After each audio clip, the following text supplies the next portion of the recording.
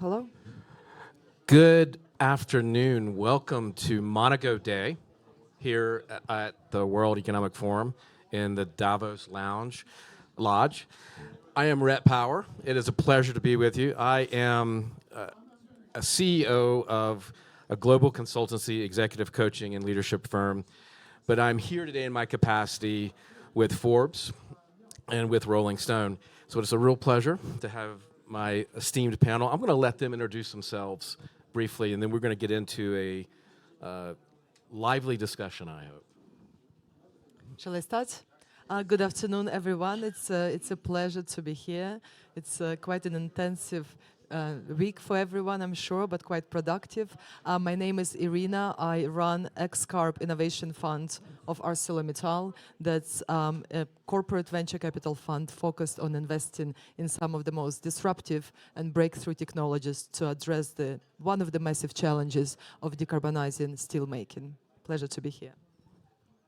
My name is Mettler. I'm Vice President Europe at Breakthrough Energy. Breakthrough Energy was founded by Bill Gates, basically to help stand up a new generation of clean technologies that we need to get to net zero. In a previous life, I was a Director General at the European Commission, so usually my remarks are very much shaped by that experience and really from a public policy perspective. Thank you, Ann. Good morning, everyone. Or good afternoon. My name is Majed Sherbiny. I'm the CEO of Sherbiny Group of Companies, family business of industrial group based in Saudi Arabia. We're heavily focused on the energy sector. And yeah, we're here to discuss the fun topic of clean energy.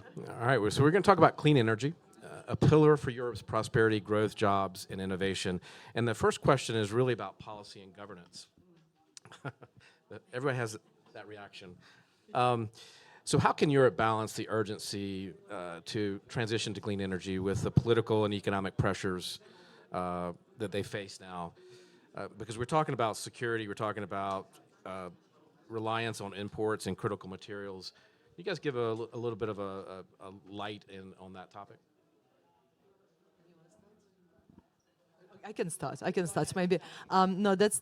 I think energy is really one of the most critical subjects, and I think everywhere, like every panel I went to, there is a discussion around energy. And I think for our industry, it's so paramountly important because we are looking at a number of technologies to decarbonize steelmaking. But regardless of the technology you use, we need so much energy.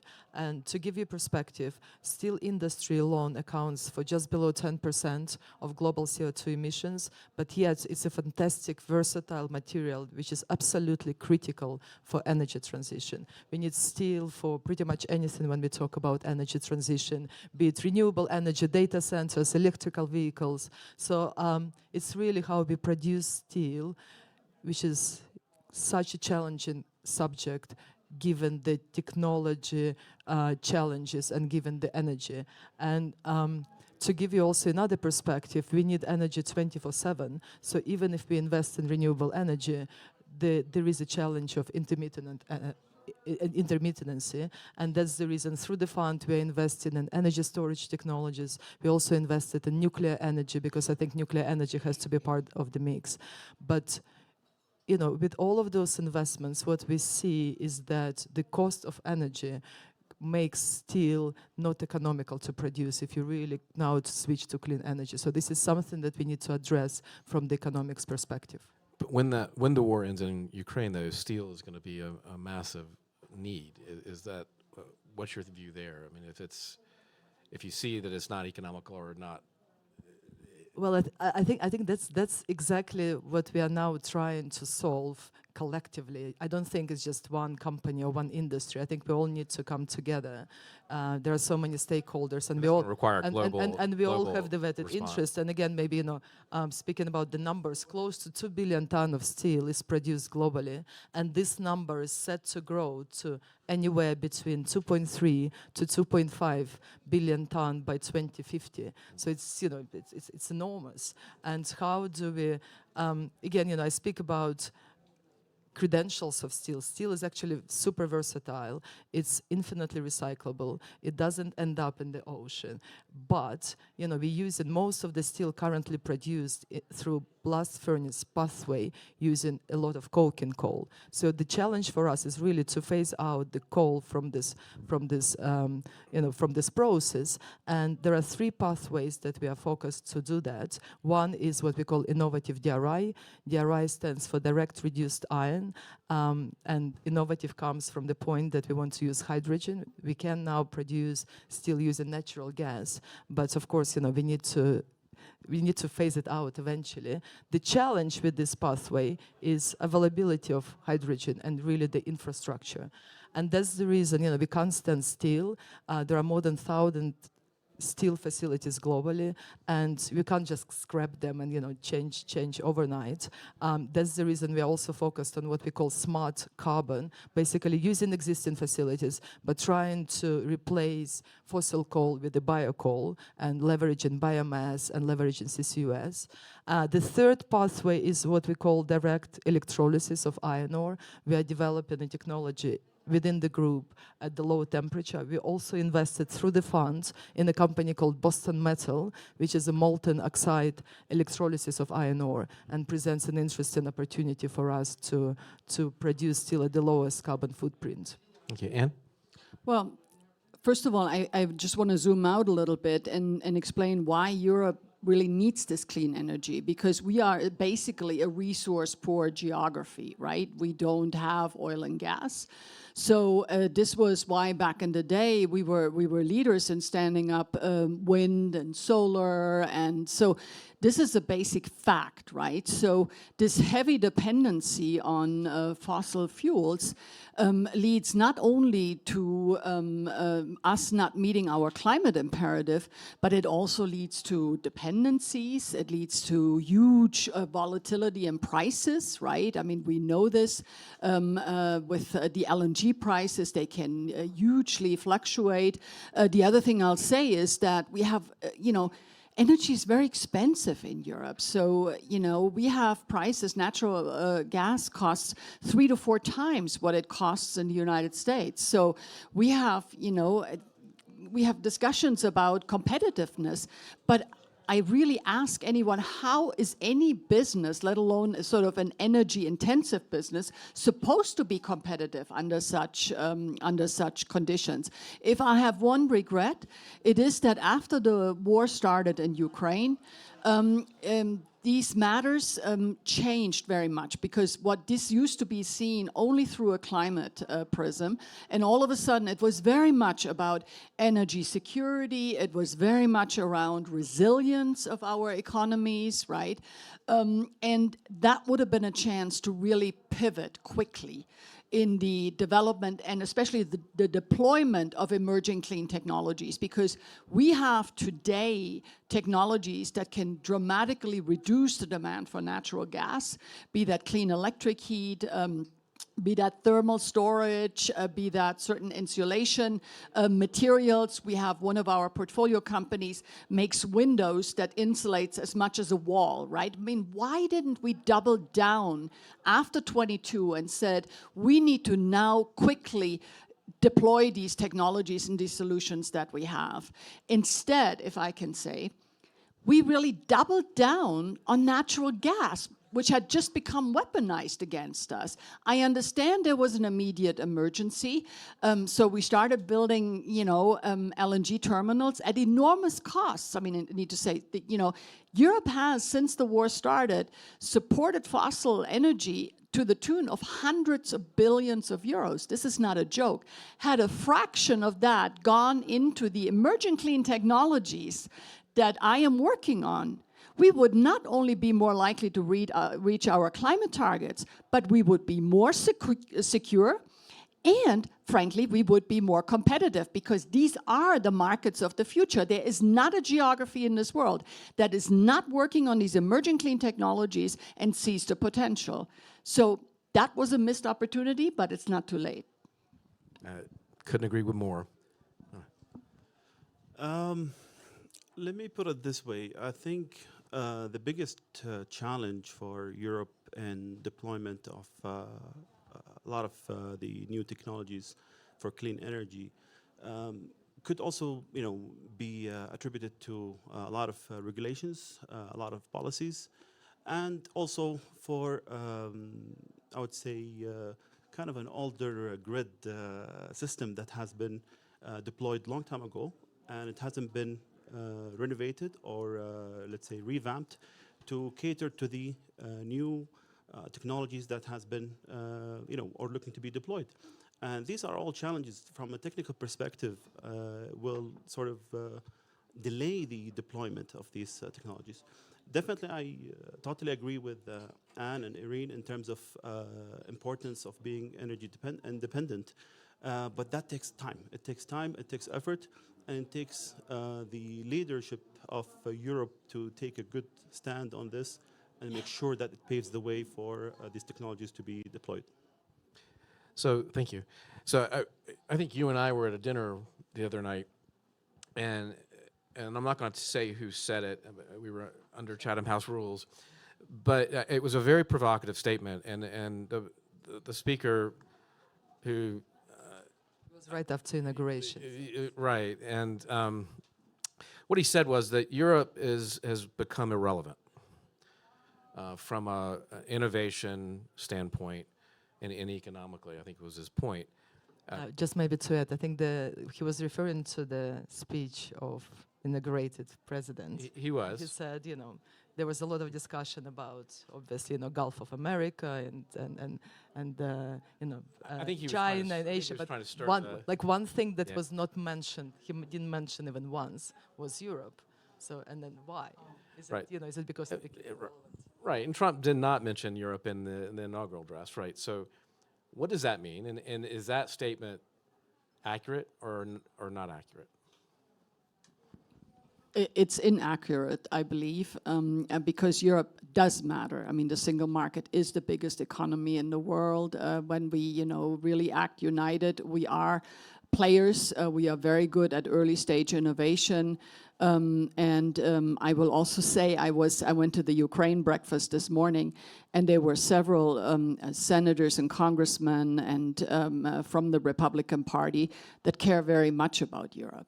So I think we need to be very clear that if you look at it from a transatlantic perspective, Europe and the United States are completely intertwined. There's not a sizable American company that doesn't have huge operations in Europe and vice versa. So let's not fool ourselves, right? So, even if it wasn't mentioned in the inaugural speech, I don't think that means Europe is irrelevant. I will also say Europe's soft power continues to be important. I know we have huge deficiencies on hard power, but nonetheless, I do think, especially in this volatile and contested geopolitical world, we need one geography that really abides by international norms and rules. So I please, whatever you do, don't write off Europe just yet. Does the threat to if he pulls out of the Paris Accord, which he might have already done, I'm not sure he did, but I know he will. He's threatening to pull out of NATO. I don't know that he will, but it's putting a lot of pressure on our international organizations. Is that going to affect business and innovation? And I think from my perspective, of course, the impact is still to be seen, but I think we should frame it as an opportunity for Europe, especially on the clean tech. And I think, what we were discussing, why are we facing this challenge, why are we facing the situation that, the clean energy technologies that we are both looking at were not developed fast enough. And I think the reason for that, and I just really want to make it clear, is that what we've seen, and I'm quite often quoted by saying that it's not first mover advantage, but it's a first mover disadvantage. All the technologies, not all, but a lot of technologies in the clean energy space that we've looked at, they went from Series A to B to C, and they get into this point when they're becoming too expensive for traditional venture funds, but not de-risked enough for traditional lenders to fund them. So they get in this Exactly. so-called value of death, which I now try to again frame as a value of opportunity.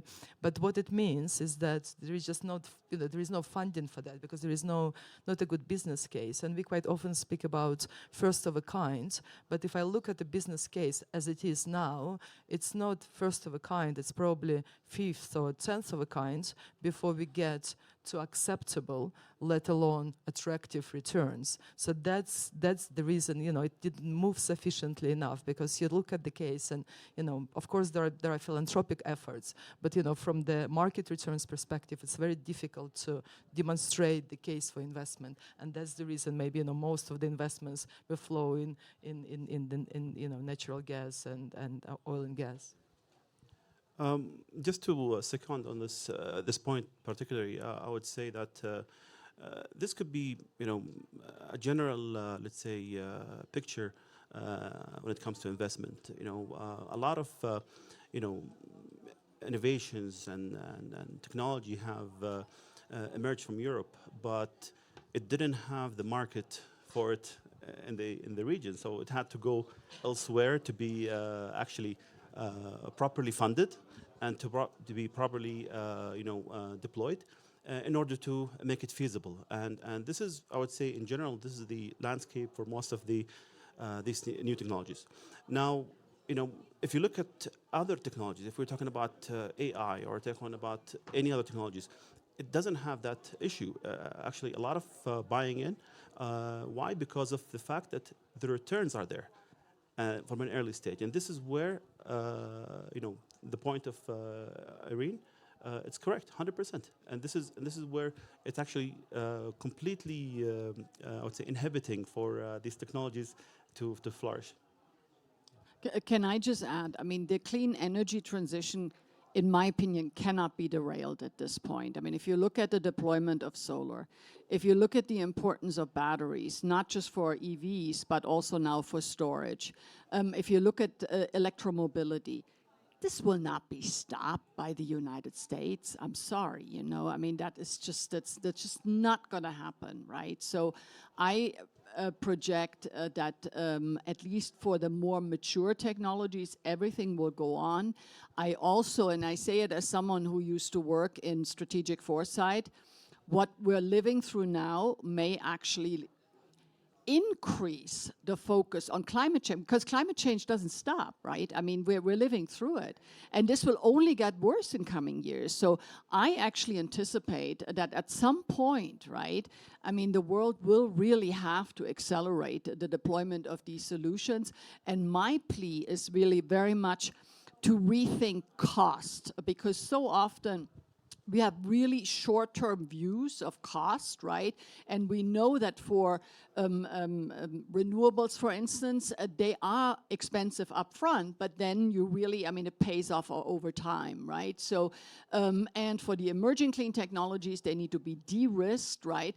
And the reason I say we need to think about cost, because we need to calculate what does it cost, if we are dependent on others? What does it cost if we are subject to really volatile supply chains that can be weaponized against us, right? What does it cost if we lose our manufacturing base? So I really encourage public policy to somehow price in security, resilience, competitiveness, building out future markets, right?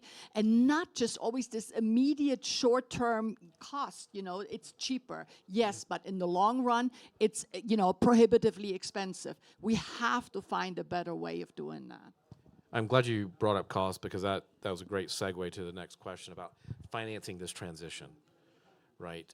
And what is the role in private capital here, and what is the role in government, and how does government de-risk these investments? I mean, talk a little bit about that, because I'm fascinated how we're going to pay for this. Go ahead. We have a lot of There's a lot there. So I just wanted to mention the Saudi example. I think, since not too far along, Saudi Arabia have realized the fact that oil is a resource That is, of course, contributing to more than 80% at one time for our GDP, but now it dropped to 50% or less. It's a natural resource that has, of course, a lot of pros, but also it has a lot of cons. Meaning the fact that we cannot heavily depend on oil and fossil fuels for all of our power generation. Hence, they started different programs and initiatives in Saudi Arabia, one of them being the Saudi Green Initiative. And with that, there are many pillars that is built on. One is the fact that they want to reduce the carbon emissions. This is by deploying a lot of technologies. Two is the fact that, again, to fight deforestation. And three is also creating a lot of public-private partnerships, which accelerated tremendously the deployment of all of these technologies.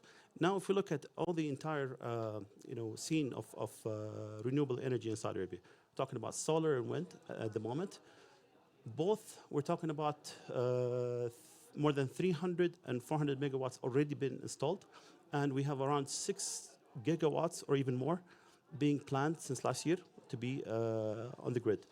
All of these capacities are being public-private partnerships. And this by itself, as a policy from the government, have paved the way for such investments to take place. And of course, we have a lot of government support that makes these partnerships more feasible. So we see a heavy competition on the bidding on these partnerships. And I think, to Anne's point, we really need to price the carbon in to make it work. Again, I always go back and think, well, how can we accelerate? Because, some of the technologies are there is willingness and there are funds, but it's really ensuring that, from the political perspective and from the regulatory perspective, you do have a favorable framework to really ensure that, we really accelerate the transition. Because, for instance, if we talk about getting to steel making at a low carbon manner by 2050, it's really around the corner if you think about it, given the lead time to build steel making facilities, to really deploy some of those technologies. It's a very capital intensive industry. And, for instance, we built a pilot plant in Belgium using one of the interesting technologies. It took us more than 5 years and 200 million, and we're just talking about the pilot plant, just to give you perspective. So how do we ensure, and you really require billions in order to get to to decarbonize these hard-to-abate industries. So I think from that perspective, fragmented and not standardized regulatory situation is really one of the major roadblocks. Well, just to say, in order to drive the energy transition, both for mature and especially for emerging clean technologies, you need a lot of patient, risk-tolerant capital. I think everyone here knows there's not a lot around, and this is what we as Breakthrough Energy try to provide. And we have a venture fund. We have another project that's for later stage technologies called Catalyst. So this is for first of a kind. This is what Irina is just talking about. It's very expensive, right? So you need to somehow socialize the cost. And for that, we have built in Europe public-private partnerships with the European Commission and the EIB. And what I always say is this is not just about the money or the financial instrument, because the public sector needs this exposure to people who work at the technology frontier. And so what these public-private partnerships bring is really sort of a very fruitful cross-fertilization. Everyone brings the best that they have to the table. So, for public policy or the EIB, and we have a team that really knows where the technology frontier lies and can give that advice. And why is this so important? Because policymakers cannot regulate or cannot fund the technology frontier if they don't know where it lies, right? this is what I think went wrong in 2022 when we were all of a sudden in this massive energy crisis. No one had time to really study what are now the alternatives, right? And if you don't do that, you go for short-term solutions that cost a lot of money, that do not bring lasting relief to whatever situation you face. And this is why policy planning, strategic foresight, are so important. The other thing I will say Is that being done in the way that it should? Is this Chatham House rules? No, okay. No, I mean, I used to lead the strategic foresight network at the European level. No, it's not sufficiently done. And the example I oftentimes use, why is this important? So taking actually China as a good example, if I may, China knew they wouldn't be competitive in the combustion engine, right? So they said, let's think of a new engine, an electric engine, right? Well, what do you need for that? You need a battery, right? So, but what do you need for a battery? You need critical minerals. Where do you get critical minerals? Oh, Democratic Republic of Congo. And then, you use your own market and you incentivize your own, population to start buying these cars, because it's very difficult in China to buy a new car. But if you bought an electric car, it was much easier, right? So what this takes is sort of meticulous policy planning. You need patience, you need huge upfront investment, you need a vision, right? You need a plan, you need a strategy. So this is what I'm missing at this moment, right? So everything seems like we're just moving from a crisis to crisis, but I'm missing what is really underpinning sort of the kind of change that we have preached to others, but are now failing to live up to, right? And this is where I think, there's really a little bit of a backlash, because we've been moralizing, we've been telling people, but then when we were in this crisis, we bought LNG like there was no tomorrow, right? So this is not exactly credible. Yeah. Good point, great point, and thank you for answering the question. We can make that part of it, Chatham House rules. Maybe on this note, because I'm just listening to all that and reflecting, and I want to also bring some positive perspective, because because we were discussing what's required, and you need to ensure you make all these bold moves. But what I've seen in the last 10 years since I'm focused on clean energy innovation, there is so much innovation. There is so much, there are entrepreneurial companies. I've spoken at the Climate Scale Up. But we have to give them a chance to survive and thrive. Exactly. And that's lacking. But all I'm trying to say is that there is already the space. We just need to accelerate it. There are lots of companies, lots of technologies. Also, what I want to focus on is circularity, because circularity provides actually a very good business case. If you use and some of the technologies I invested is when you take, for instance, waste heat or waste gas. One of my last investments was a company that has a technology. If you take industrial waste gas from our operation, and their technology can result in two streams. One is concentrated CO2 that makes the economics of carbon capture so much more acceptable, and the second one is pure hydrogen. Then you can re-inject back into the system, replacing natural gas. So you get into this position of you become creative. You need to find the ways to really ensure that we are sustainable in the way we deal with waste heat, waste gas, waste slag, and using some of the technologies to really make this. Can I just add to this? Sure. This would be the silver lining, actually, in the situation that Europe faces, because this high cost of energy could actually lead to circularity, right? But on steroids. There are real solutions. It could lead to massive increases in energy efficiency, optimization, using AI really for optimizing the use of energy. It could also, you're absolutely right, Europe has a very strong research base. Substitution of what we don't have, like critical minerals, right? There are substitutions. We could have research programs that look into it. So what I'm missing is sort of really, how do we turn this really difficult situation into an opportunity? Because I believe this really is possible if we have the right strategy. I was at a pitch competition this morning, and we invested in a company in Germany that is recycling solar. Yeah. It just an amazing efficiency. Yeah, and the companies are there that are doing it. So we've got like 2 minutes. So this is a This is an unfair question. I'll just give you a warning. Put your crystal ball on, or get your crystal ball out. What does the next 4 years look like? And we got to do it very quickly. You want me to start? Just tell me. Q&A. Okay. All right. We have time?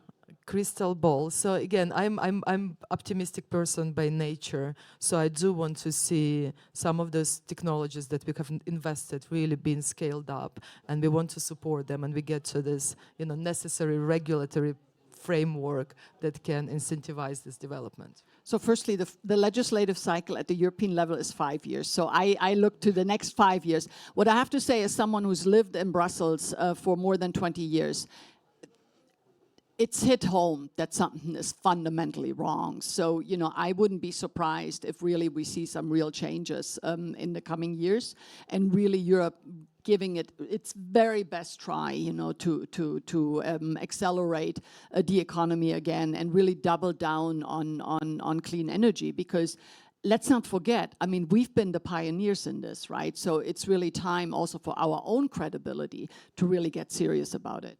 Just one quick point to add. It took us like 100 years to build, oil and gas infrastructure, right? So it's not a quick fix. It's not a quick. But we don't have this time. You can't have short-term thinking. The long-term thinking is the challenge. From my point of view, I think the transition is imminent.